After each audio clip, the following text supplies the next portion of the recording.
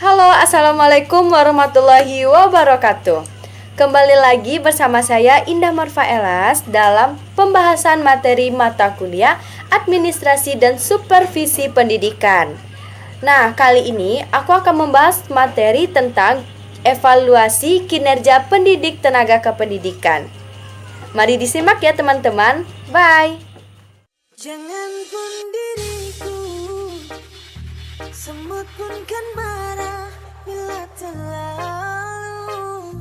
Pembahasan pertama yaitu pengertian evaluasi kinerja pendidikan tenaga pendidikan. Penilaian adalah proses pengumpulan, pengolahan, analisis, dan interpretasi data sebagai bahan pengambilan keputusan. Evaluasi diperlukan untuk mengetahui tingkatan suatu objek yang dievaluasi tersebut.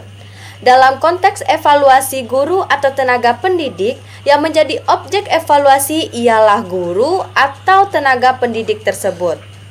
Pada Peraturan Menteri Negara Pendayagunaan Aparatur Negara dan Reformasi Birokrasi Nomor 16 Tahun 2009 mengatakan bahwa penilaian kinerja guru adalah penilaian yang dilakukan terhadap setiap butir kegiatan, tugas utama guru, karir, kepangkatan, dan jabatannya. Evaluasi kinerja guru atau tenaga pendidik merupakan sebuah sistem pengolahan kinerja berbasis guru yang dibuat untuk menilai, mengevaluasi tingkat kinerja guru secara individu dalam rangka mencapai kinerja sekolah secara maksimal yang berdampak pada peningkatan prestasi peserta didik. Dalam pelaksanaan evaluasi kinerja tenaga pendidik dibutuhkan adanya rambu-rambu atau konsep evaluasi. Konsep evaluasi di sini mencakup syarat sistem evaluasi, prinsip pelaksanaan, aspek yang dinilai dalam evaluasi, dan perangkat pelaksanaan evaluasi. Menurut Marmoah tahun 2018, syarat-syarat sistem evaluasi kinerja tenaga pendidik diperlu untuk memperoleh hasil evaluasi yang benar dan tepat. Syarat-syarat tersebut antara lain, yang pertama valid. Valid, aspek yang dinilai benar-benar mengukur komponen-komponen tugas tenaga pendidik dalam melaksanakan pembelajaran, pembimbingan, dan atau tugas lain yang relevan dengan fungsi sekolah. Yang kedua, reliable. Reliable merupakan tingkat kepercayaan tinggi bila proses yang dilakukan memberikan hasil yang sama untuk seorang tenaga pendidik yang dievaluasi kinerjanya oleh siapapun dan kapanpun. Dan yang ketiga yaitu praktis. Praktis dapat dilakukan oleh siapapun dengan relatif mudah, dengan tingkat validitas dan reliabilitas yang sama dalam semua kondisi tanpa memerlukan persyaratan tambahan. Prinsip-prinsip pelaksanaan evaluasi kinerja tenaga pendidik digunakan agar hasil pelaksanaan dan evaluasi kinerja tenaga pendidik dapat dipertanggungjawabkan. Adapun prinsip-prinsipnya diantaranya, yang pertama berdasarkan ketentuan. Evaluasi kinerja tenaga pendidik harus dilaksanakan sesuai dengan prosedur dan mengacu pada peraturan yang berlaku. Yang kedua, berdasarkan kinerja.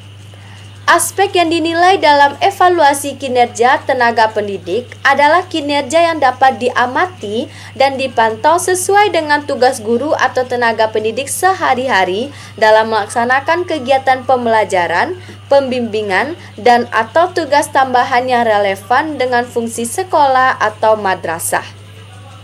Berlandaskan dokumen PK Guru. Penilai, guru atau tenaga pendidik yang dinilai, dan unsur lain yang terlibat dalam proses evaluasi kinerja tenaga pendidik harus memahami semua dokumen yang terkait dengan sistem evaluasi kinerja tenaga pendidik, terutama yang berkaitan dengan pernyataan kompetensi dan indikator kinerjanya secara utuh, sehingga penilai, guru atau tenaga pendidik dan unsur lain yang terlibat dalam proses evaluasi mengetahui dan memahami tentang aspek yang dinilai serta dasar dan kriteria yang digunakan dalam evaluasi. Nah, selanjutnya yaitu dilaksanakan secara konsisten. Dilaksanakan teratur setiap tahun diawali dengan penilaian formatif di awal tahun dan penilaian sumatif di akhir tahun. Evaluasi kinerja tenaga pendidik setidaknya dilaksanakan dalam 1 tahun sekali pada tiap sekolah. Evaluasi tersebut dilaksanakan oleh kepala sekolah atau orang atau panitia yang ditunjuk atau dibentuk langsung oleh kepala sekolah. Materi kedua yaitu tentang peran guru dalam administrasi pendidik tenaga kependidikan. Dalam administrasi kepegawaian lebih difokus kepada guru sebagai pegawai negeri. Pegawai negeri adalah mereka yang setelah memenuhi syarat-syarat yang ditentukan dalam perundang-undangan yang berlaku, diangkat oleh pejabat yang berwenang dan diserahi tugas dalam suatu jabatan negeri atau disertai tugas negara lainnya yang ditetapkan berdasarkan suatu perundang-undangan yang berlaku. Seorang calon guru bisa menjadi seorang pegawai negeri jika telah melalui rekrutmen guru.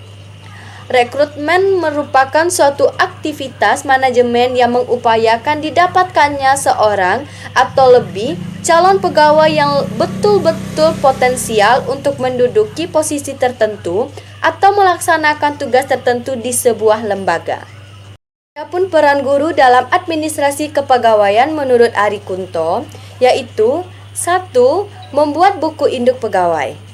Yang kedua, mempersiapkan usul kenaikan pangkat pegawai negeri, pejabatan, karpet, cuti pegawai, dan lain-lain.